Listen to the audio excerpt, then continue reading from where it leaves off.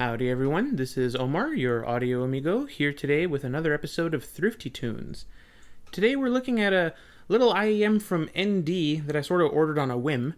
This is the ND Venus. They came out not too long ago, end of July 2024, and they're very aggressively priced at $9 for the 3.5mm version and $10 for the USB C version. So, are these a hidden budget gem, or should Venus have stayed in her shell? Let's find out. So let's get started with what's inside the box. Packaging is pretty typical for this price point. You get the IEMs themselves, you get a cable, and you get 3 sets of ear tips, as usual. Small, medium, and large silicone tips. The tips are nice and soft, no real comfort problems with them. Nothing special, but hey, it's $8, so it doesn't really matter. It's similar to most other IEMs in this price range, so I can't really knock it any points for having being light on the accessories. Go ahead and take a look at the cable. It's not fantastic, but you saw how nicely it was laying there. This is probably the nicest cable in the sub $10 bracket. This is way better than the standard KZ Tagliatelle cables that y'all know I hate so much. It's a tightly wound 4-wire twist that splits into 2 conductors. It is slightly microphonic thanks to that weave, but it's nothing too egregious. The cable has a tiny bit of memory from the factory, but nothing that doesn't get worked out pretty quickly. There's no branding on the 3.5mm jack or on the Y-split. There's also no chin split. The ear hooks are your standard soft, pliable plastic hooks with a QDC connector on the end. Overall, not great, not terrible. It's way better than other IEMs in this price point, so that being considered, I think it's a win here. As far as construction goes, these look and feel like a budget set. They feel like injection molding resin. I couldn't really get the exact material anywhere. The rather short nozzles are a part of the shell, and they have a metal filter on them. You've got 2 vent holes. You've got one right above the driver here, and you've got this tiny little pinhole-shaped one right over there closer to the connector. If you look here on the top plate here, it's got kind of like a spoiler-looking detail here, so it doesn't look like it from the front, but once you run your fingers over it, kind of feels like it. Overall, this is a fairly typical budget IEM setup, no crazy shape. Like most of these QDC resin ones, I would be a little bit careful with these. They tend to crack the top plate close to the connector or crack this area around the connector if you put too much pressure on them. So I think it's average in terms of durability, especially compared to some of its peers. So, specifications. Basic. This is a 10mm dynamic, which took me a second to find because it's not written anywhere. I actually had to measure it with my calipers. The nozzles aren't too big. They're fine. Shouldn't be a problem for comfort. As is typical for these entry-level IEMs, the impedance sensitivity mean, again, no issues with my iPod, laptop, tablet. These should work with just about any source. No real external amplification required. Overall, nothing super special happening here. Just, like I said, typical single DD budget IEM. It's time for the cool wall. So, ND is going, with a fairly standard design. I feel like this is what the industry has moved towards. I went with the white because the gears and the ND logo didn't seem to stand out all that much in the other colors. I'm going to throw photos of them up while I talk. The gold gears over the white background makes the design pop a little bit, especially compared to the more understated looks of the other colors. That being said, I don't think this is a particularly fun or interesting design.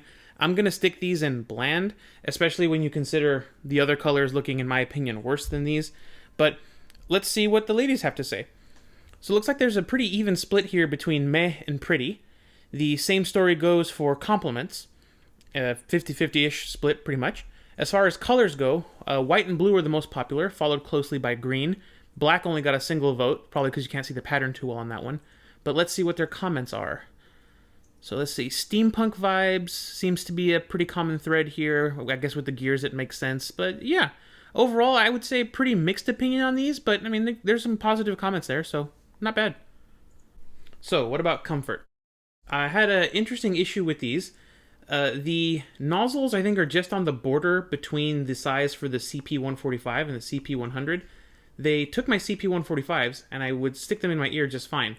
But then after sort of a while, the thing would sort of tilt and pop, and it would leave the ear tip stuck in my ear, which was interesting. I was able to solve this by just switching to the ones with the smaller stems, so if you have that issue, swap tips. No problem with the stock tips on that. Yeah, I think these are super comfy. They don't weigh anything. There's no hard edges or spiky bits to poke you in the ear. Yeah, no problem for these. I was able to wear them for a long gaming session. No problems. As far as my wife goes, these passed the tiny ears test. Again, lightweight, no hard edges, small nozzles. Made it easy for her to form and maintain a seal with her eensy-weensy ear tips, and she wore them for a whole workday with no issues. Alright, sound. Most important thing. So, we'll go ahead and get started with bass. The bass here is actually pretty strong. It's good. There's a big boost to sub and mid bass frequencies, makes for a pretty fun replay on tracks like Flaming June by BT, specifically the Ashley Wallbridge remix. Those thumpy bass notes that come out at 45 seconds just have a really good woomph to them. The bass guitars and kick drums are also strong and authoritative with this. Laserhawk's King of the Streets has a constant electric bass going in the background, keeping the beat, and there's a big kick drum that comes in with a floor tom, and as the rest of the song fills in, they don't lose any authority when the synths come and other things happen. It's a really fun song to listen to on this set. The bass quality, I would say, is pretty good for the price. It's a little bit soft on some lower bass notes, and you lose a bit of that rumble, and it can get a bit pillowy in some very busy passages, but overall, I like it. It's a boosted bass. It will totally affect the mids, and some people will hate it, but for me, hey, not too bad. Speaking of those mids, they're here. They're definitely warmed up, and there are some recessed bits to the presentation. The tonal effects on male vocals and distorted electric guitars from that warmer coloration will be a personal preference. I find that warmth makes things sound a little nicer in some ways. Not natural, but affected and colored in a sort of pleasing way. Korn's Twisted Transistor, for example. I think that the added husk and gravelly texture enhances the distortion in the vocals. It's not natural, but I think it's a good tonal change. I tend to like warmer sets like this for this type of music. I don't like it, however, when it happens with female vocals and some other instrumentations.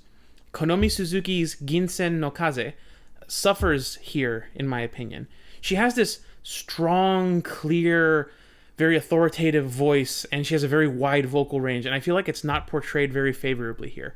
Some of her vocals take on a darker tonality that I don't feel suits her especially well, especially in this track where you have a male choir backing her up, and they take some of the focus away from her because they're emphasized by the tuning. Mids on this set overall I would say are okay. They're definitely impacted by the boosted mid bass, and some singers and instruments end up being even more recessed on top of the added coloration. It's not an awful mid-range presentation. It won't flat out ruin any music, but it will color it. And there are a lot of folks who will dislike that color. They'll say it's muddy and bloated and all that thing. I think it's fine. I think it's okay, especially considering the price. All that warmness considered, I think the upper mids and treble are surprisingly well realized.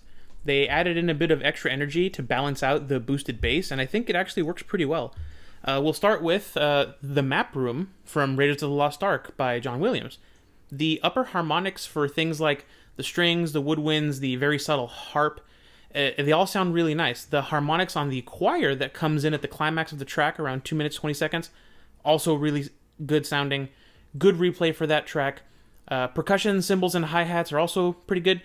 There's a tiny bit of wonky tonality to Roger Taylor's cymbals and Queen's Don't Stop Me Now, specifically in the bridge right at around 2 minutes. It's only really there if you're me and you're looking for it and you're nitpicking. It's not really a problem, okay? The cymbals sound fine. It's fine. The overall treble is actually, like I said, surprisingly good for a warm set. Don't expect this to be super shouty, ultra detailed. Don't expect the cymbals to have that same bite and energy that they would on a more neutrally tuned set. But for a warm set, I think this is actually really good. So let's talk technicalities. They're okay, nothing stellar. Low-end details are obviously going to be more prevalent here. The bass strings, ringing, and the finger techniques are clearly audible, even in tracks where it isn't the focus, like in Oscar Peterson's version of Night Train. The bass in that track sounds like it's in the back corner of the studio. And you can still pick up the little nuances of Ray Brown's performance, where he's, maybe plucking some a little bit harder than others, and his fingers sliding up and down. It works well. Mid-range details, again, pretty recessed, but as far as higher-end details go, one of the tests I like to do is listen to La Boa by La Sonora Santanera. There's a lot of subtle percussion going on here, and what I like to do is see if I can pick up the subtle changes in the guido as the song plays. This set passes. I mean, I can pick up on it. It's not drowned out too badly. Yeah, it's a little harder to hear at first, but once you pick up on it, it's easy to separate out. Overall, I'd say the technicalities of this set are okay, but don't expect a technical masterpiece, especially at this price point. Stereo separation is good. I'm going to use Paint It Black by the Rolling Stones because it's a completely different experience if you pull out one of the ears. Drums and bass guitar are in the left, and the guitar and the sitar are in the right. And then the vocals sort of live in the middle with some other stuff. The stereo separation on this set is good. It's wide enough for the replay to sound nice and wide. If you pull one ear out, you definitely completely lose most of the track. As far as perceived 3D soundstage goes, it's not anything special. Like I keep saying, if you have well-mastered tracks, you will pick up some 3D soundstage effects going on. Steely Dan's Peg, the bass guitar sounds like it's behind you and to the left. The keyboard sounds like it's behind you to the left. The bass guitar sounds like it's directly behind you. The drums are sort of around you. It's nothing to, write home about. It's nothing super special. And if the track isn't mastered to include that detail, it won't be there. But this doesn't crush or step down any detail that is there. So, some comparisons. It didn't take me too long listening to these to basically sit here and go, hey, these sound an awful lot like the QKZX HBB. And yeah, I think that these two are really very, very similar. ND is using what I think is actually a pretty good driver for the money in the Venus. It sort of feels like they put their entire budget for this IEM into the driver and just built a sort of acceptable low-quality shell around it. Low-cost shell around it. All that being said, I do think that overall the QKZX HBB is the better overall set. In comparison listening, for starters, the mids aren't as recessed as they feel on the Venus. Instruments are easier to separate, the whole range just sounds more forward. On the low end, it feels like the HBB just thumps and slaps that tiny bit more than the Venus, especially on the sub-bass end. I think it might have to do with a couple of things, first being these vents on the HBB. You've got these two big vents here, you've got one back here over by the connector, and then you've got the one over the driver that the Venus has, but this is a much more ported shell. I think it also has to do with the aluminum top plate. The material choice does influence the sound in a couple of ways, so I think those two things mean that the QKZH HBB has a slightly better bass quality than the Venus, as well as a more filled-in mid-range. I think the bass quantity is pretty similar on these. I do think the driver in the QKZ is slightly better than the one on the Venus, but not by much. They're near identical in upper mids and treble to my ears. The HBB is maybe a tad bit smoother, while the Venus is actually a bit more exciting when it comes to instrument harmonics and cymbal spice. The HBB feels much sturdier in the hands thanks to that aluminum top plate, but look how the cable is behaving versus how nicely the cable on the Venus is behaving. So much better cable on the Venus. The HBB does get you an extra set of tips, but otherwise the accessories package is near identical. Overall, if I had to summarize these two, the Venus sounds like a slightly less refined set. It's a slightly less refined version of the QKZX HBB. I can't think of any situations where the Venus outright beats the HBB except for the cable. But don't forget, this is $20 at MSRP. This is $9 at MSRP. So it's essentially half the price. Honestly, I'm going to take this one away. It's pretty hard to find a competitor in the price range for the ND Venus. The closest you can really do is something like the KZ EDC Pro that I reviewed not that long ago. And these are completely different sound signatures. These are much more exciting in the treble. They have less bass quantity. These have much more bass quantity and more relaxed treble presentation. These are V-shaped. These are truly warm. The only other things I have in my collection that even operate at this sort of price level are things like the EDX Lite, also from KZ, but the EDX Lite, in my opinion, is just an EDC Pro with a worse driver for less money. The only other thing I have is the Sony MDR EX15 LP, which is the opposite of these. Those are super bright and very lean on the bass. So yeah, that's going to do it for the comparison section because there's really not that much in this price range. So this is going to be kind of a tricky one to score on the Audio Amigo Arbitrary rating scale. As of the publishing of this video, the ND Venus is currently on sale on AliExpress for their back-to-school sale for $6. $7 if you want the USB C version. It's lightweight, comfortable, comes with a decent cable, and sounds great. Is it as good as the QKZX HBB? No. Is the QKZX HBB twice as good? It's currently on sale for $13. Again, double the price.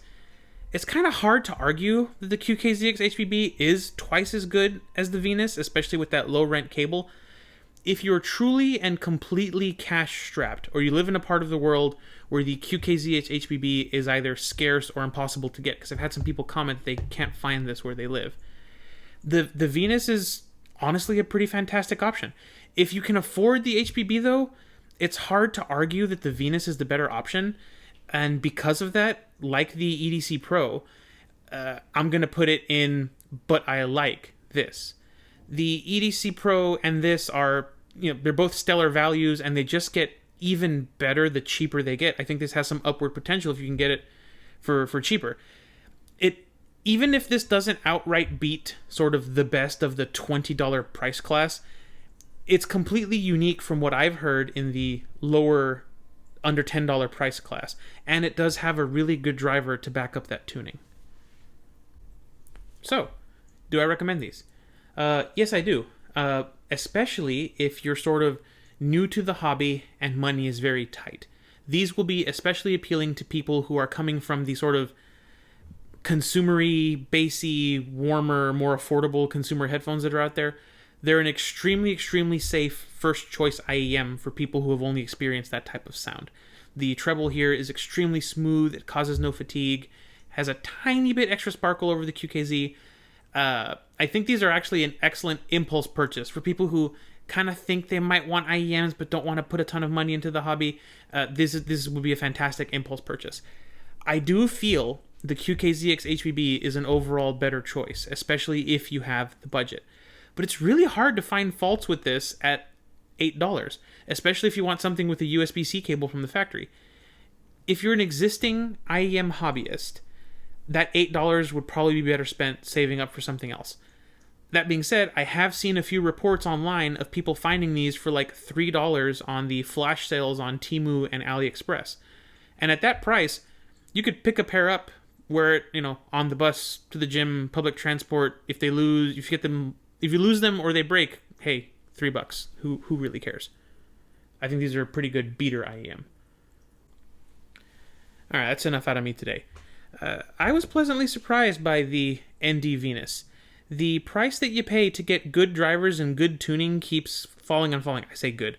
Let's go with not terrible drivers and tuning. That price keeps coming down and down. It's pretty exciting, honestly. The newer, cheaper sets keep getting better and cheaper. And if that happens, that means that the higher priced sets also need to get better to keep up with the price gulf. That means the whole market eventually starts improving, and we as the consumers win. And I think that that's happening a lot right now with some of these new releases. And it's a great time to be a buyer. So much choice, and they're almost all good. But as always, if there's an IEM you'd like to see get the Thrifty Tunes treatment, let me know down in the comments.